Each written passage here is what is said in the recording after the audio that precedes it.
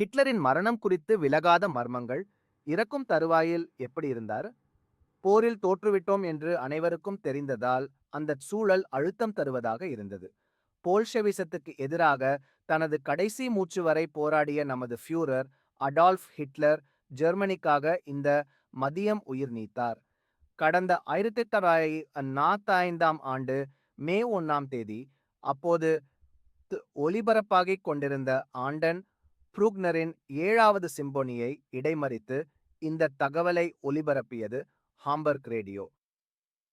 London நாளிதழான தி டைம்ஸின்படி, ஒட்டுமொத்த உலகின் கண்களுக்கு தீமையின் முழு உருவமாக மாறிய ஒருவராக பார்க்கப்படும் ஒரு மனிதரின் மரணச் செய்தி வேகமாக உலகெங்கும் பரவியது.